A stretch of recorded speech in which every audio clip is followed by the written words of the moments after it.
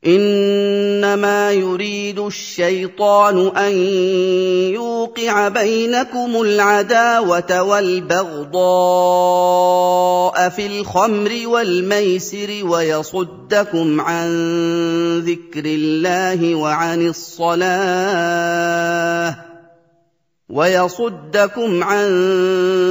اللَّهِ وَعَنِ الصَّلَاةِ فَهَلْ أَنتُم مُّنتَهُونَ وَأَطِيعُوا اللَّهَ وَأَطِيعُوا الرَّسُولَ وَاحْذَرُوا فَإِن تَوَلَّيْتُمْ فَاعْلَمُوا أَنَّمَا عَلَىٰ رَسُولِنَا الْبَلَاغُ الْمُبِينُ لَيْسَ عَلَى الَّذِينَ آمَنُوا وَعَمِلُوا الصَّالِحَاتِ جُنَاحٌ فِيمَا طَعِمُوا إِذَا مَا اتَّقَوا وَّآمَنُوا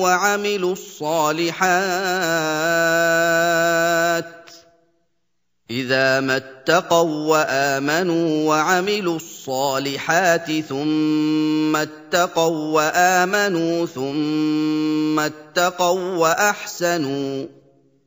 وَاللَّهُ يُحِبُّ الْمُحْسِنِينَ يَا أَيُّهَا الَّذِينَ آمَنُوا لَيَبْلُوَنَّكُمُ اللَّهُ بِشَيْءٍ مِّنَ الصَّيْدِ تَنَالُهُ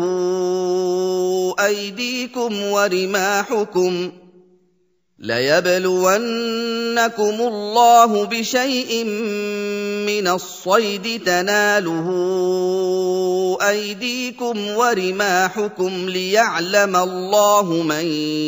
يَخَافُهُ بِالْغَيْبِ ۚ فَمَنِ اعْتَدَىٰ بَعْدَ ذَٰلِكَ فَلَهُ عَذَابٌ أَلِيمٌ शैतान तो ये चाहता है कि शराब और जुए के सबब तुम्हारे आपस में दुश्मनी और रंजिश डलवा दे और तुम्हें खुदा की याद से और नमाज से रोक दे। तो तुमको इन कामों से बाज रहना चाहिए और खुदा की फर्माबरदारी और रसूल खुदा की इताअत करते रहो और डरते रहो। अगर मुंह फेरोगे तो जान रखो कि हमारे पैगंबर के जिम्मे तो सिर्फ पैगाम का खोलकर पहुंचा देना है। जो लोग ईमान लाए और नेक अमल करते रहे उन पर उन चीजों का कुछ गुनाह नहीं जो वो खा चुके, जबकि उन्होंने परहेज किया और ईमान लाए और नेक काम किए, फिर परहेज किया और ईमान लाए, फिर परहेज किया और नेकुकारी की, और खुदा नेकुकारों को दोस्त रखता है। मोमिनो, किसी कदर शिकार से जिनको तुम हाथों और नेजों से पकड़ सको खुदा तुम्हारी आजमाइश करेगा, यानी हालत एहराम में शिकार की मुमानियत से, ताकि मालूम करे कि उससे गायबाना कौन डरता है। तो जो उसके बाद ज्यादती करे उसके लिए दुख देने वाला अजाब तैयार है। يا أيها الذين آمنوا لا تقتلوا الصيد وأنتم حرم ومن قتله منكم متعمدا فجزاء مثل ما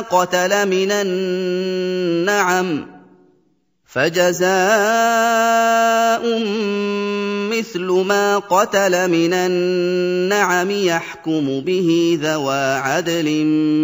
منكم هديا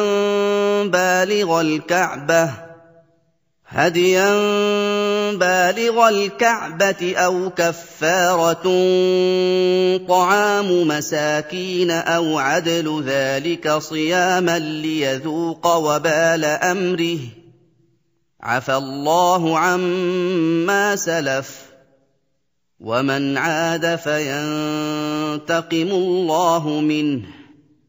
والله عزيز ذو انتقام.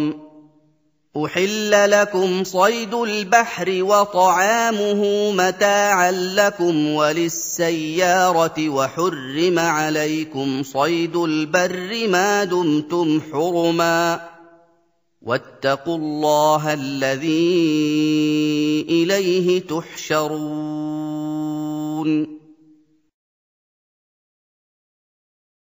جعل الله الكعبة البيت الحرام قياما للناس والشهر الحرام والهدي والقلائد ذلك لتعلموا أن الله يعلم ما في السماوات وما في الأرض وأن الله بكل شيء عليم اعلموا أن الله شديد العقاب وأن الله غفور رحيم ما على الرسول إلا البلاغ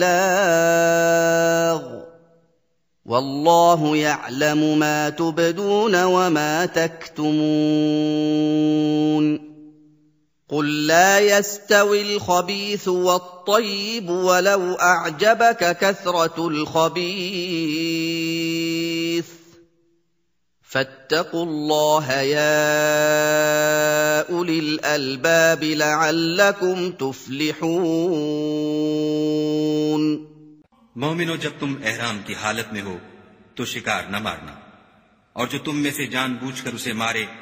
तो या तो उसका बदला दे, और वो ये है कि उसी तरह का चार पाया जिसे तुम में से 2 मोतबर शख्स मुकर्रर कर दें कुर्बानी करें, और ये कुर्बानी काबे पहुंचाई जाए, या कफ्फारा दे, और वो मिस्कीनों को खाना खिलाना है, या उसके बराबर रोजे रखे ताकि अपने काम की सजा का मजा चखे। और जो पहले हो चुका वो खुदा ने माफ कर दिया, और जो फिर ऐसा काम करेगा तो खुदा उससे इंतकाम लेगा, और खुदा गालिब और इंतकाम लेने वाला है। तुम्हारे लिए दरिया की चीजों का शिकार और उनका खाना हलाल कर दिया गया है, यानी तुम्हारे और मुसाफिरों के फायदे के लिए, और जंगल की चीजों का शिकार जब तक तुम एहराम की हालत में हो तुम पर हराम है,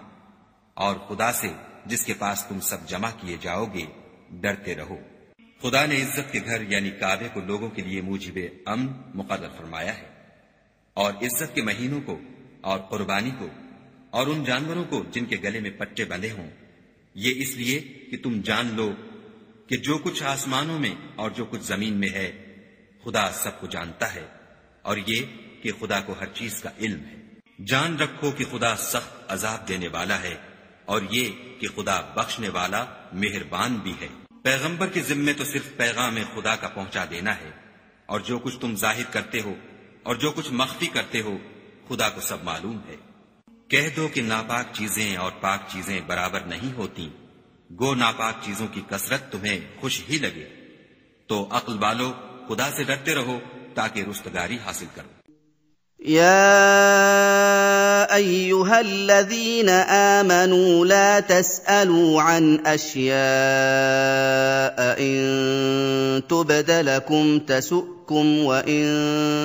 تسألوا عنها حين ينزل القرآن تبد لكم وَإِن تَسْأَلُوا عَنْهَا حِينَ يُنَزَّلُ الْقُرْآنُ تُبْدَ لَكُمْ عَفَا اللَّهُ عَنْهَا وَاللَّهُ غَفُورٌ حَلِيمٌ قَدْ سَأَلَهَا قَوْمٌ مِّن قَبْلِكُمْ ثُمَّ أَصْبَحُوا بِهَا كَافِرِينَ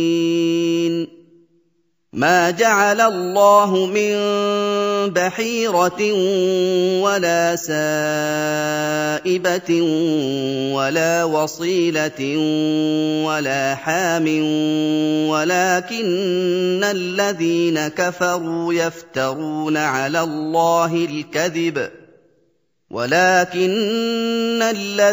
كفروا يفترون على الله الكذب وأكثرهم لا يعقلون وإذا قيل لهم تعالوا إلى ما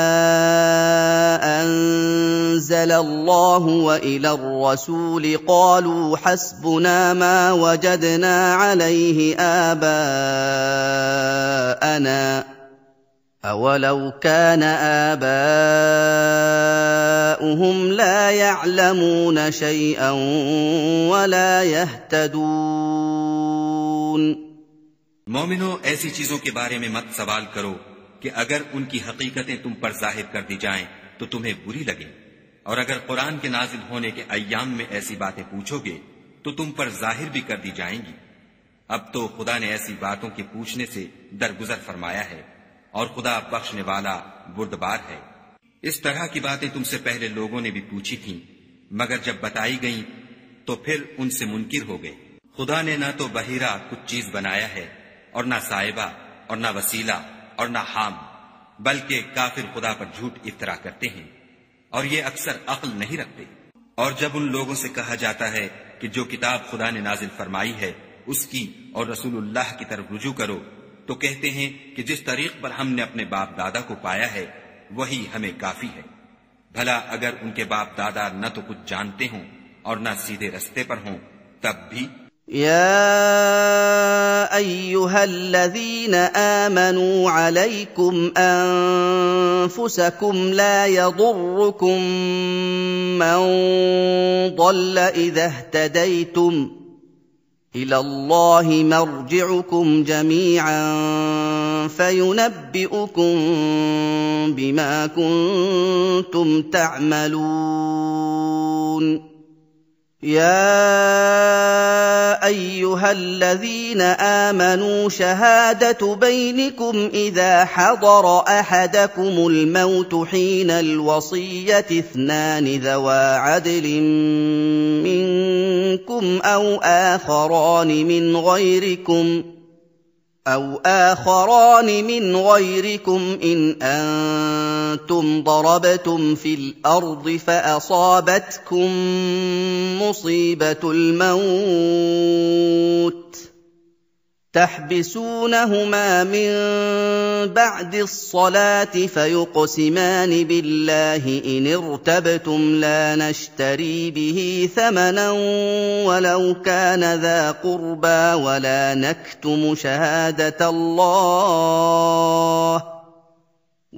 نكتم شهادة الله إنا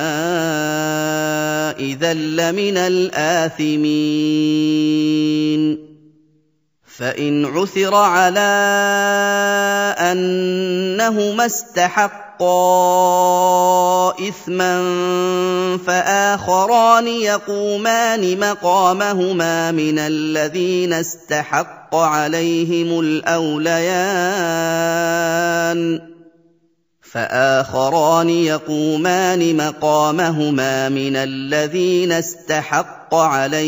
الأوليان فيقسمان بالله لشهادتنا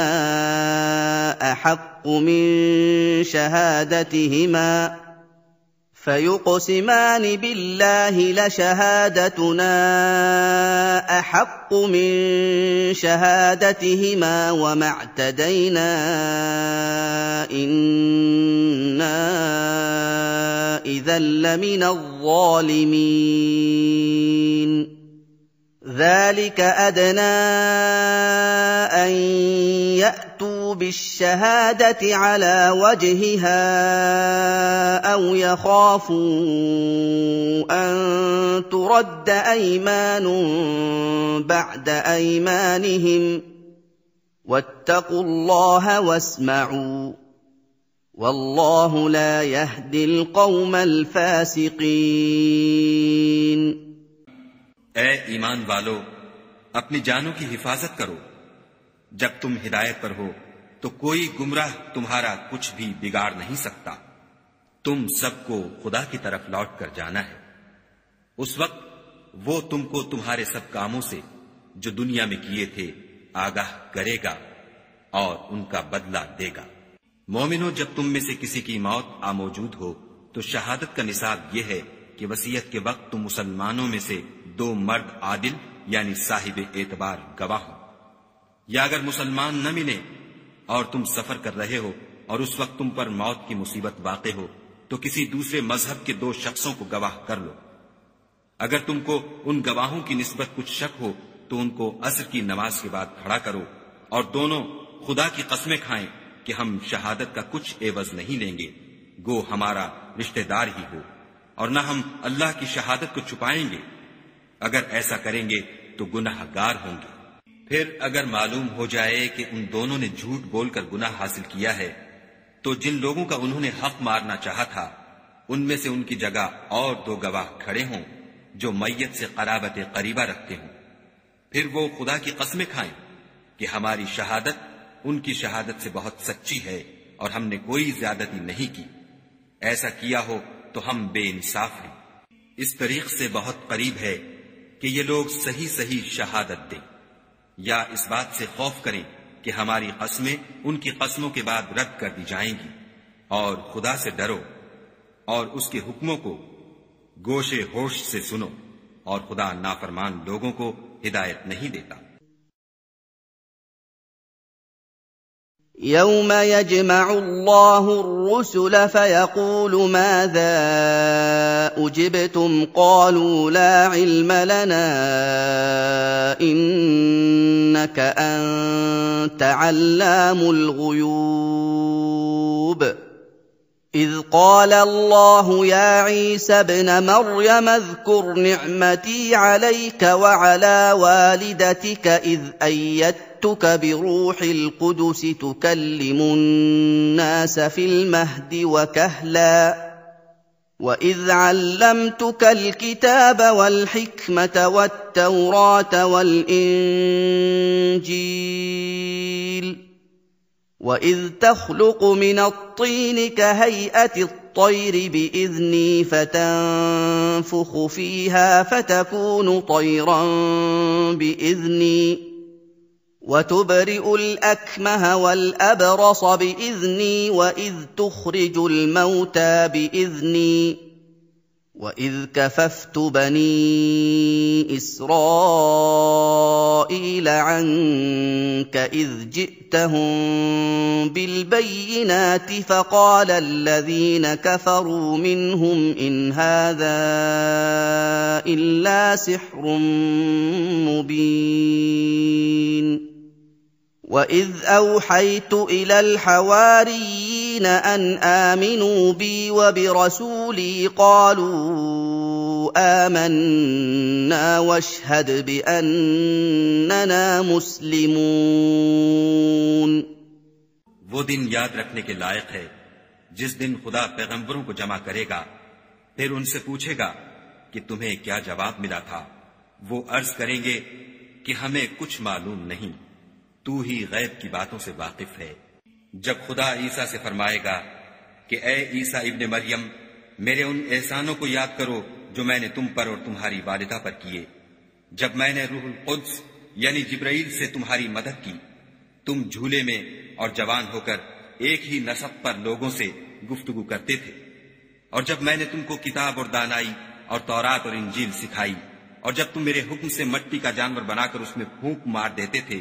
تو وہ میرے حکم سے اڑنے لگتا تھا، اور مادرزاد اندھے اور سفید داغ والے کو میرے حکم سے چنگا کر دیتے تھے، اور مردے کو زندہ کر کے قبر سے نکال کھڑا کرتے تھے، اور جب میں نے بنی اسرائیل کے ہاتھوں کو تم سے روک دیا، جب تم ان کے پاس کھلے ہوئے نشان لے کر آئے تو جو ان میں سے کافر تھے کہنے لگے کہ یہ تو صریح جادو ہے، اور جب میں نے حواریوں کی طرف حکم بھیجا کہ مجھ پر اور میرے پیغمبر پر ایمان لاؤ، وہ کہنے لگے کہ پروردگار ہم ایمان لائے، تو شاہد رہیو کہ ہم فرما بردار ہیں۔ إذ قال الحواريون يا عيسى ابن مريم هل يستطيع ربك أن ينزل علينا مائدة من السماء قال اتقوا الله إن كنتم مؤمنين قالوا نريد أن نأكل منها وتطمئن قلوبنا ونعلم أن قد صدقتنا ونكون عليها من الشاهدين قال عيسى ابن مريم اللهم ربنا أنزل علينا مائدة من السماء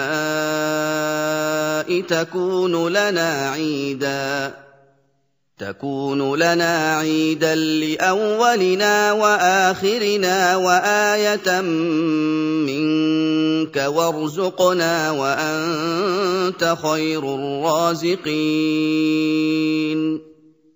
قال الله إني منزلها عليكم فمن يكفر بعد منكم فإني أعذبه عذابا لا أعذبه أحدا من العالمين وإذ قال الله يا عيسى ابن مريم أأنت قلت للناس اتخذوني وأمي إلهين من دون الله قال سبحانك ما يكون لي أن أقول ما ليس لي بحق إن كنت قلته فقد علمته تعلم ما في نفسي ولا أعلم ما في نفسك إنك أنت علام الغيوب वो किस्सा भी याद करो जब हवारियों ने कहा कि ए ईसा इब्ने मरियम, क्या तुम्हारा परवरदिगार ऐसा कर सकता है कि हम पर आसमान से तो आम का खान नाजिल करे। उन्होंने कहा कि अगर ईमान रखते हो तो खुदा से डरो। वो बोले कि हमारी ये ख्वाहिश है कि हम उसमें से खाएं और हमारे दिल तसल्ली पाएं और हम जान लें कि तुमने हमसे सच कहा है और हम उस खान के नुज़ूल पर गवाह रहें। तब ईसा इब्ने मरियम ने दुआ की कि ए परवरदिगार, हम पर आसमान से खान नाजिल फरमा कि हमारे लिए वो दिन ईद करार पाए, यानी हमारे अगलों और पिछलों सब के लिए, और वो तेरी तरफ से निशानी हो और हमें रिज्क दे, तू बेहतर रिज्क देने वाला है। खुदा ने फरमाया, मैं तुम पर जरूर खान नाजिल फरमाऊंगा, लेकिन जो उसके बाद तुम में से कुफ्र करेगा उसे ऐसा अजाब दूंगा कि अहले आलम में किसी को ऐसा अजाब न दूंगा। और उस वक्त को भी याद रखो जब खुदा फरमाएगा कि ए ईसा इब्ने मरियम, क्या तुमने लोगों से कहा था कि खुदा के सिवा मुझे और मेरी वालिदा को माबूद मुकर्रर करो? वो कहेंगे कि तू पाक है।